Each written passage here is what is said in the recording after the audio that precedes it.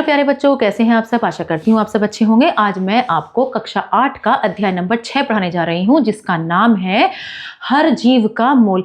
देखो बच्चों, इस दुनिया में हर जीव का कोई ना कोई मोल होता है।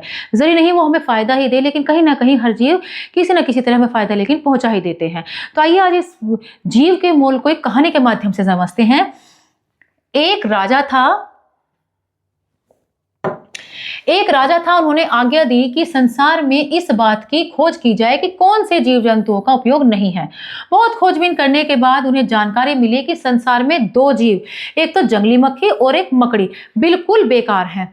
राजा ने सोचा क्यों ना जंगली मक्खियों और मकड़ियों को खत्म कर दिया जाए। इसी बीच राजा पर एक अन्य शक्तिशाली राजा ने आक्रमण कर दिया। मतलब वो तो उन्हें खत्म करने की सोच ही रहा था कि जंगली मक्खी और मकड़ियों को खत्म कर दे, तभी किसी शक्तिशाली राजा ने उन पर आक्रमण कर दिया। युद्ध में राजा की हार हुई और जान बचाने के लिए उन्हें राजपाट छोड़कर जंगल में जाना पड़ा। शत्रु के सैनिक उनका पीछा करने लगे। काफी दौड़ भाग के बाद राजा ने अपनी जान बचाई और थककर एक पेड़ के नीचे सो गए। तभी एक जंगली मक्खी ने उनकी नाक पर डंक मारा, जिससे राजा की नींद खुल गई। उन्हें ख्याल आया कि खुले में ऐसे सोना सुरक्षित नहीं है और वे एक गुफा में जा छिपे। राजा के गुफा में जाने के बाद मकड़ियों ने गुफा के द्वार पर जाल बुन दिया।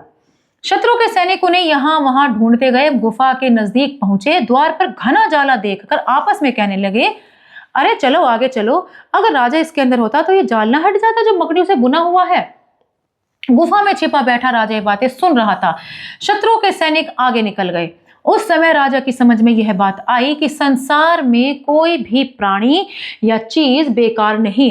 अगर जंगली मक्खी और मकड़ी न होती तो उसकी जान नहीं बच पाती। भगवान की बनाई दुनिया में हर जीव का मोल है, कब कहाँ किसकी जरूरत पड़ जाए। तो देखा बच्चों, किस तरह मकड़ी और जंगली मक्खी ने ही फिर उस राजा की जान बचाई थी। इसलिए कभी हर एक जीव का अपना एक मोल होता है। आशा करती हूँ आपको यह अध्याय अच्छे समझ में आया होगा। मिलते हैं अगली कक्षा में। धन्यवाद।